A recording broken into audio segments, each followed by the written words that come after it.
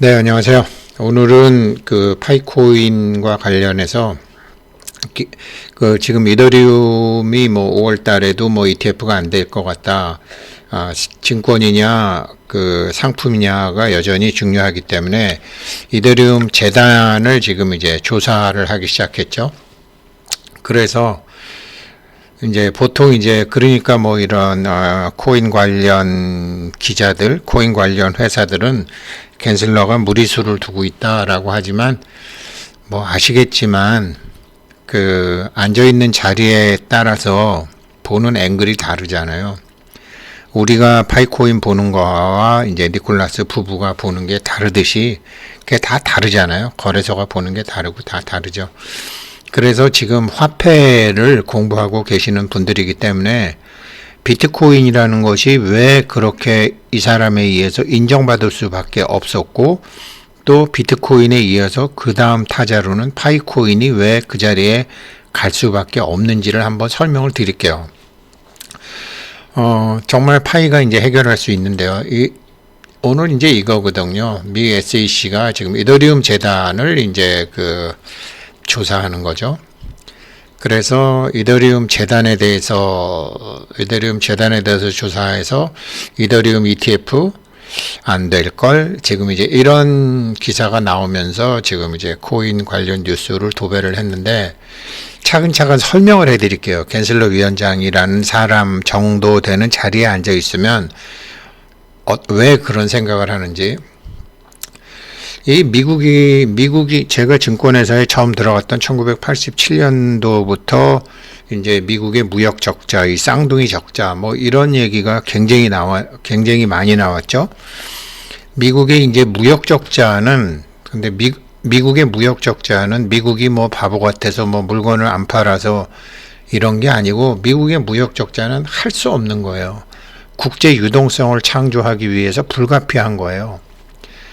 왜 그러냐면 어딘가 적자를 내주고 어디가 흑자를 내야지 전체 제가 균형 재정 방정식이라는 거를 중국 얘기하면서 말씀드렸잖아요. 모든 것은 균형으로 돼 있으니까 균형으로 될 수밖에 없으니까 미국이 무역 적자를 내는 건데 이게 국제 유동성을 창조하기 위해서 불가피한 거라는 거죠.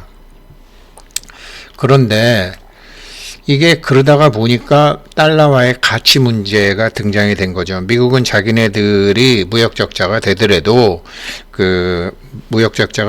자기네들이 달러를 막 찍어도 돈을 안만 찍어도 달러의 가치가 일정 수준 유지가 되니까 이거 완전히 탑 티어에 있는 미국이 아닌 세컨드 티어에 있는 뭐 프랑스니 영국이니 일본이니 독일이니 뭐 중국이니 러시아니 야 니네 뭐 깡패냐 뭐냐 이러면서 달러와의 가치 문제가 등장이 된 거거든요. 그런데 이 달러와의 가치 문제가 등장할 수밖에 없었던 건 뭐냐면 이게 미국에서 무역 적자를 해서 전 세계에 이제 물건이 쭉 가게 되면 그 신흥 경제국, 이게 어떨 때는 신흥 경제국이 어떨 때는 일본이었죠. 그리고 한때는 한국, 싱가포르, 대만 뭐 이런 나라들이었죠. 그러다가 이제 중국이라는 거대 신흥 경제국이 생겼는데 이게 돈이 들어가면은 나와가지고 돌아야 되는데 얘네들이 돈이 들어가면 나와서 돌질 않는 거예요. 금융 시스템이 안 돼 있고 사회 시스템이 안 돼 있고 통화 시스템이 안 돼 있으니까 이 신흥 경제국의 불안과 미성숙 문제 때문에 어떤 문제가 생기냐면 미국은 다시 돈을 또 찍어낼 수밖에 없는 거예요. 들어가서 나와야지 균형이 되는데 들어간 다음에 안 내놓으니까 돈은 더 풀어야 되는 거죠. 그래서 세계시장 불안정성 때문에 자기네들이 세계 최대의 소비자이자 또 돈을 찍어서 대출을 해서 이거를 균형을 맞출 수밖에 없었다라는 거죠. 결국은 이 신흥 경제국에서의 고리, 중국, 일본, 한국 뭐 이런 대표적인 이런 나라들이죠. 이런 나라들에서 이 위기가 오게 되니까 글로벌 불균형으로 이어질 수밖에 없었다라는 것이 이 금융위기를 연구한 금융위기를 어떻게 하면 안 생기게 할까라는 그런 고민을 한 거죠. 그런데 일본도 금융위기가 이제 1990년도 초반에 왔었고, 한국은 금융위기가 1997년도, 8년도에 왔었는데, 일본 금융위기는 문제없이 넘어갔어요. 왜 그러냐면, 금융위기가 와도 일본 자체가 채권국이었기 때문에 국민들한테 돈을 빌려서 그거를 적자를 메꿨다고요. 근데 한국은 이 금융실명제를 이미 93년도에 해놔갖고, 국민 드러난 돈 외로는 돈이 하나도 없는 거예요. 그래서 일본은 국민들한테 돈을 빌렸지만 한국은 국민들한테 돈을 빌리지 못하고 망해버린 거죠. 그게 우리나라의 외환위기죠. 결국 세계화, 이렇게 모든 균형을 맞추는 세계화는 외국 자본을 자국의 금융 시스템에 받아들이는 것을 말하는 거거든요. 우리도 뭐 김영삼 대통령 당시에 세계화 하면서 과거에는 외화를 이제 한국은행하고 이제 시중은행만 달러를 빌릴 수 있는 것으로 했는데, 그때 당시에 있었던 종합금융사, 종금사도 니네도 외화 돈 빌려 그래갖고 종금사, 뭐 리스사, 렌탈사 이런 데서 그 돈을 단기적으로 외국 자본을 왕창 빌렸다가 망해버린 거죠. 그러니까 외국 자본을 자국의 금융 시스템에 받아들이는 게 세계화라는 거죠. 그런데 문제는 이 우리도 엄청나게 당했었죠. 일본한테도 당하고 미국한테도 당하고 소로스한테도 당하고. 외국 자본은 기본적으로 다른 국가나 정부를 신뢰하지 않는 거죠. 그렇잖아요. 뭐 부자들한테는 돈 빌려줘도 가난한 사람한테는 안 빌려주잖아요. 똑같죠. 그러니까 다른 국가 정부를 신뢰하지 않죠. 외국 자본은 가차없이 가져갔죠. 그래서 결국은 이러한 신흥시장에서 위기가 오게 되면 한국처럼 외환위기가 오게 되고, 외환위기만 오는 게 아니라 환율이 그냥 변동환율로 그냥 환율이 막 원화 가치가 폭락해 버리니까 수많은 은행, 수많은 기업, 참 얼마나 많이 망했어요. 자살도 우리나라 30대 재벌 그룹 중에 20개 이상이 망했잖아요. 기업과 개인의 파산을 동반하죠. 쌍둥이 위기가 되는 거죠. 이게 이런 게 이제 금융시장, 전 세계의 이제 금융시장의 중요한 역할을 하고 있는 갠슬러 위원장은 앵글을 이렇게 본단 말이죠. 그래서 이렇게 파산되게 되면 다시 해외 자본이 다시 들어오기 전에는 복구하기 힘들죠. 그래서 한국도 IMF 구제금융이라는 것을 받았었죠. 그런데 이게 1997년도부터 99년도, 그러니까 한국, 그때 태국, 인도네시아 이런 아시아 금융위기 이후에 2007년도 아르헨티나 지급불능 사태까지는 그럭저럭 금융위기가 없이 넘어왔어요. 그런데 이 사이에 이제 중국이 등장하기 시작한 거죠.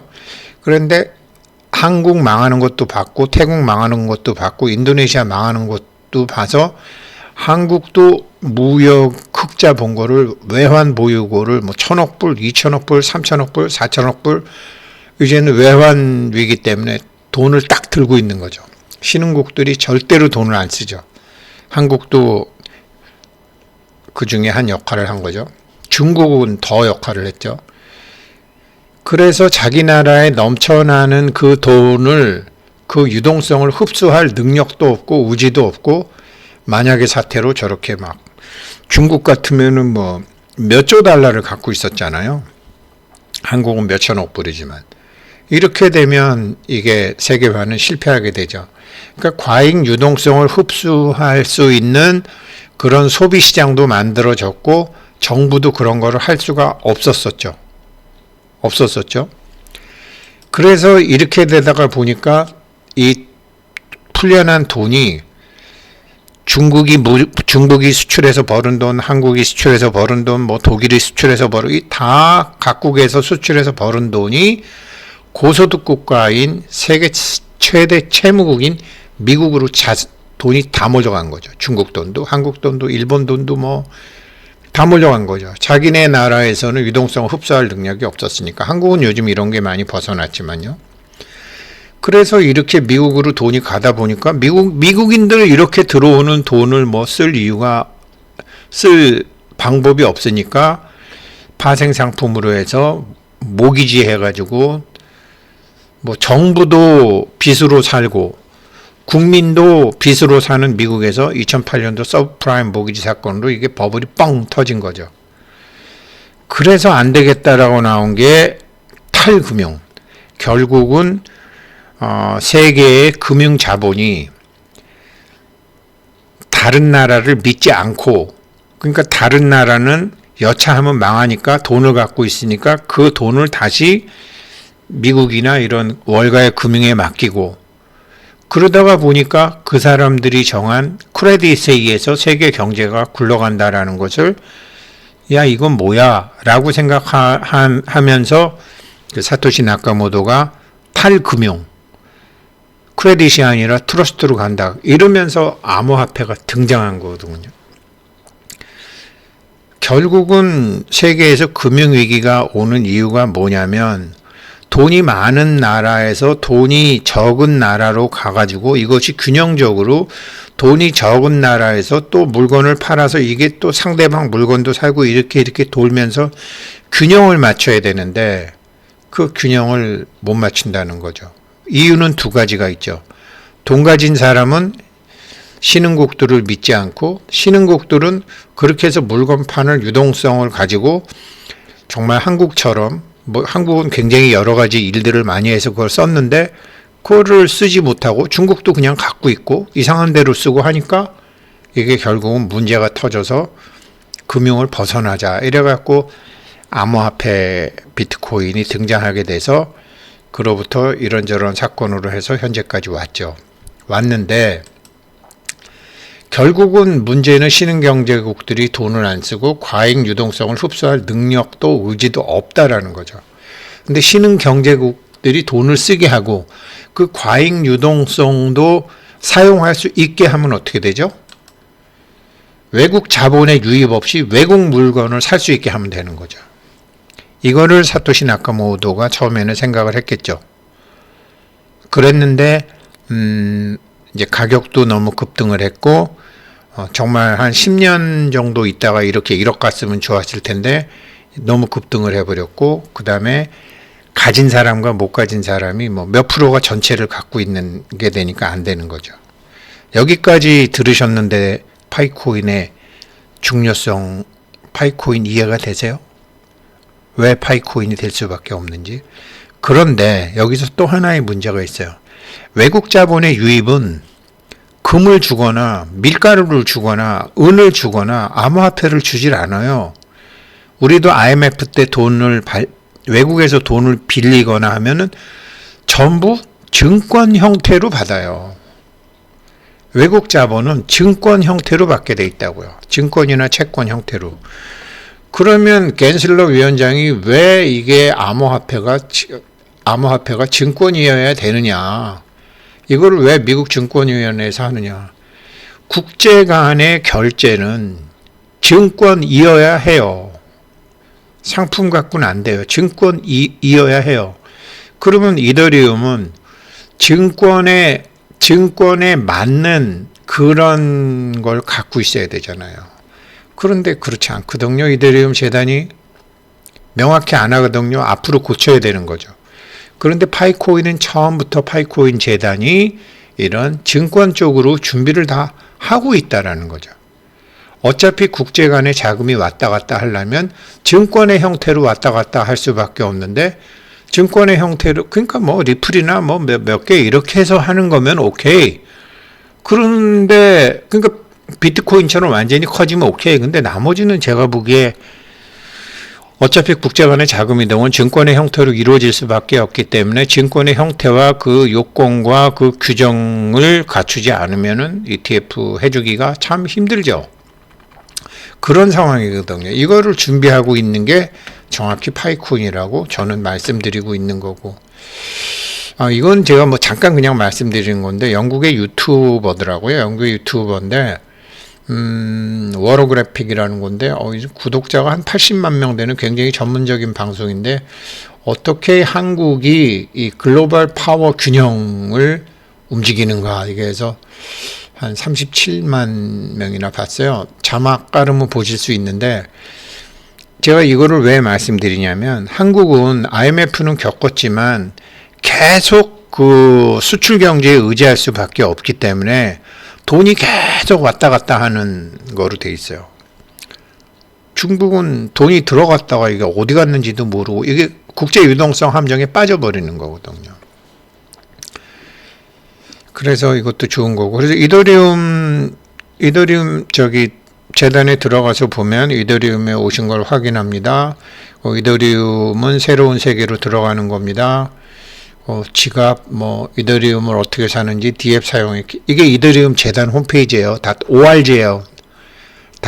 .organization이란 말이에요. 여기에 대해서 겐슬로 위원장이 지금 조사하고 자료 요청한 거거든요.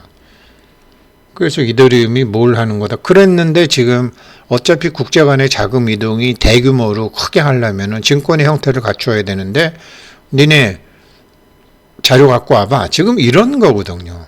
얘네들도 보다 공정한 금융 시스템, 오늘날 은행 계좌를 개설할 수 없는 사람이 수십억 명에 달하며 결제가 차단된 사람도 있습니다. 이더리움의 분산형 금융 시스템은 결코 여러분의 계좌를 휴면시키거나 차별하지 않습니다. 인터넷만 연결되면 전 세계 어디서나 송금받고 하고 대출받고 이자받고 자금을 스트리밍할 수 있습니다. 이렇게 국제 간의 자금 이동을 하게 되면 환율에 대한 문제도 생기고, 이렇게 몇 개 그냥 푼돈으로 왔다 갔다. 이더리움은 파이처럼 생태계를 만들고 있지 않잖아요. 비트코인으로 결제를 많이 하겠다, 이더리움으로 결제를 많이 하겠다 그러면 경우가 달라지는데, 이게 완전히 금융시장에서 지금 사자팔자용으로 바뀌었으니까 파이랑 업의 개념이 다르죠. 자산 인터넷이다, 새로운 지평을 연다, 현재 이렇다, 스테이킹 된 게 3천만 개다, 이런 식으로 이제 재단에서 이렇게 나중에 이제 파이코인도 이렇게 하겠죠.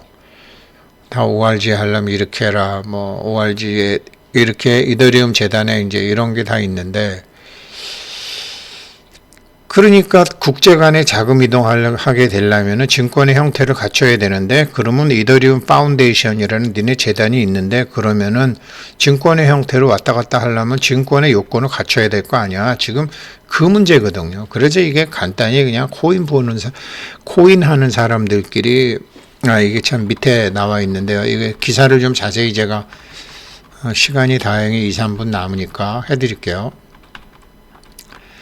이거거든요. 그래서 오늘 이제 나온 게 미국 증권거래위원회가 이더리움을 증권으로 분류해야 되는지에 대한 의문을 제기했다.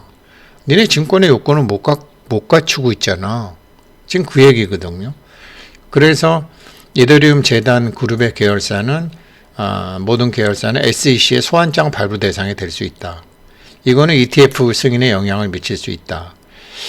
그러면서 이제 이거를 이제 코인베이스나 이런 코인 쪽은 겐슬러가 부당한 힘을 행사한다고 그러지만, 국제금융 앵글에서 보게 되면 그렇게 부당한 게 아니에요. 그리고 지금 이제 예전에 작년부터 제가 블랙록에서 ETF 신청했어. 그러면 이거 된다. 블랙록은 한국 GDP 한 5배 정도 되는 데니까요. 근데 블랙록 피델리티가 지금은 이더리움에 대해서는 아닥하고 있어요. 눈치를 보는 거죠. 그래서 지금 이렇게 있고, 오늘 파이코인은 이렇게 쓰나미처럼 한번 올랐다가 지금 한 56,000원, 58,000원 이렇게 왔다 갔다 하고 있는데, 길게 보게 되면 파이코인이 이더리움의 자리를 차지할 거예요. 처음부터 그렇게 준비를 하고 있으니까. 비트코인하고 비교는 못해도 이더리움하고 비교는 항상 가능한 상태죠. 그래서 이런 국제금융학적인 거시적인 세계 경제와 금융위기, 외환 이런 것까지 다 보는 겐슬러 입장에서는 파이코인 같은 거 기다린다고. 야, 니네 코인 만드는 거 좋아. 근데 파이코인처럼 해. 투명하게. 그거죠. 그러니까 파이코인 쭉 올라간다고 제가 자신 있게 말씀드릴 수 있는 겁니다. 감사합니다.